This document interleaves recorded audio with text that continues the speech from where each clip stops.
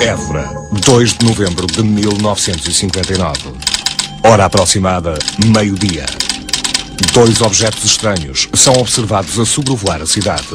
Após a sua passagem, muitos évorenses testemunham um fenómeno insólito e inexplicável. A queda de filamentos brancos que, devido à sua textura, a mítica popular apelida de cabelos de anjo. Haveria alguma relação entre a observação dos objetos voadores não identificados e a posterior queda de filamentos? Que perturbante mistério estaria encoberto no emaranhado desses cabelos de anjo?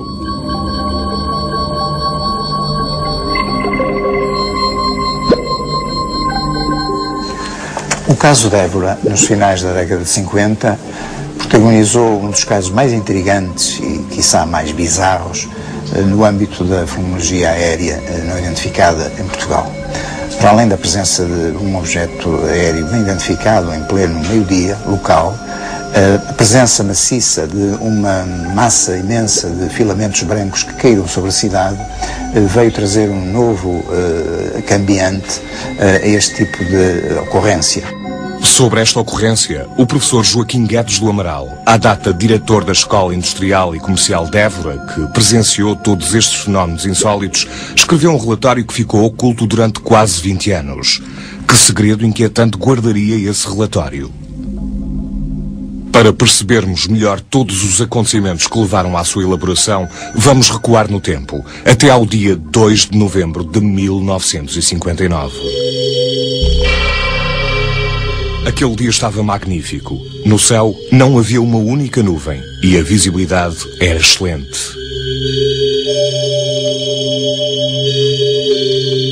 Perto do meio-dia, o professor Amaral foi informado de que um objeto estranho estaria a sobrevoar a cidade. O professor dirigiu-se imediatamente ao pátio da escola.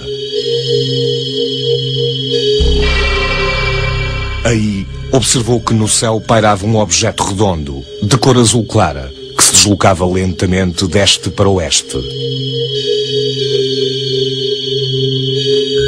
O professor Amaral voltou rapidamente ao seu gabinete, onde montou um telescópio com o qual focou o estranho objeto. Era um misterioso corpo elíptico que parecia aumentar e diminuir de tamanho e que tanto acelerava a velocidades fantásticas como logo de seguida parava bruscamente no ar. Cerca do meio-dia e meia, apareceu um outro objeto voador não identificado, cuja silhueta se destacou no azul do céu.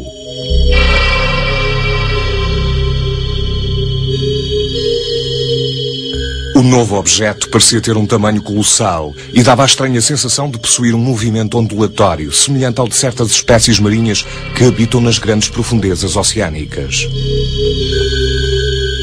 Pouco tempo depois, os 2 objetos ganharam rapidamente altura e desapareceram, como se tivessem sido apagados do céu.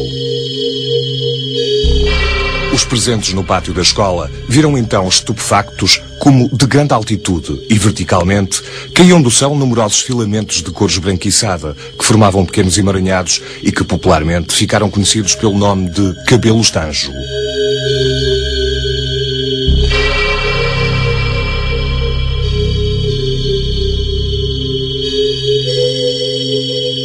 Mas a queda destes estranhos filamentos não ocorreu só em Évora.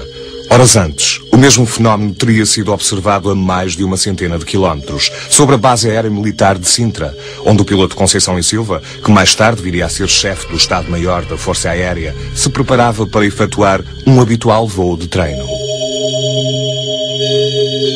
No dia 2 de novembro de 1959, estava eu com os meus camaradas pilotos na base de Sintra. Na placa estava um dia de sol maravilhoso, frio, muito frio, às 8 da manhã. Estávamos à espera de ir fazer os nossos voos. E a certa altura começam a cair uns filamentos do céu que pareciam teias de aranha. A gente achou aquilo muito esquisito, não há aranhas no céu, pelo menos que eu saiba, não é?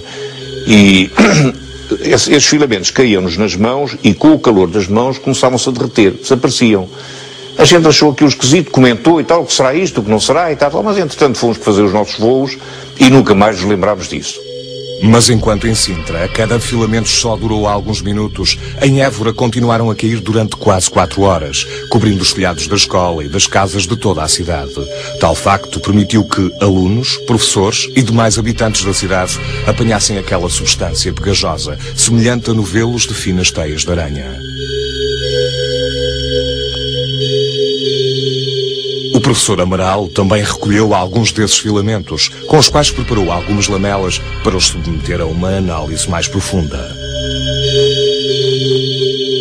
E qual não foi o seu espanto quando, ao observá-las ao microscópio, viu algo de incrível, algo que nunca tinha imaginado encontrar e que iria mudar a sua vida para sempre.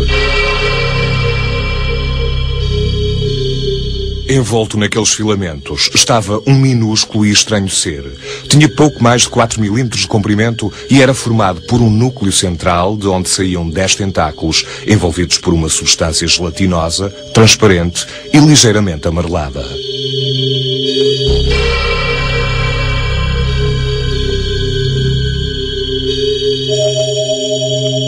Por coincidência, o professor Amaral era amigo do pai do ex-piloto Conceição e Silva, o comandante Eugênio da Conceição e Silva, professor da Escola Naval e membro da Sociedade Astronómica Francesa. Ainda incrédulo com a sua descoberta, o professor Amaral foi então pedir-lhe uma opinião. O Dr. Amaral era visita de casa do meu pai, ia lá frequentemente a discutir com ele assuntos de astronomia, etc. E lembro-me perfeitamente de, nessa ocasião, ter ido lá com as tais lamelas, terem feito a observação microscópica, de terem feito a análise espectroscópica, que não deu nada, que, digamos, como é que eu vou dizer, conhecido na Terra, tinha a risca de sódio, que é comum, mas não havia mais nada que pudesse identificar aquilo com qualquer coisa pertencente à nossa biologia. Aquilo tinha vida, parecia ter vida, porque quando se carregava na lamela, aquilo tinha movimentos, encolhia e fazia uma espécie de movimentos de reação à pressão. De facto, toda a gente achou aquilo muito esquisito, mas ninguém sabia o que aquilo era e a coisa ficou por ali. Entretanto, de forma a descobrir a verdadeira natureza daquele pequeno ser, o professor Amaral continuou com as suas investigações e contactou alguns especialistas que formularam diferentes hipóteses para a sua descoberta. Os únicos animais que me parecem semelhantes a este ser são os do tipo dos celenterados. Confesso, contudo, nada conhecer na biologia que me permita classificá-lo. Apenas posso afirmar que é um ser.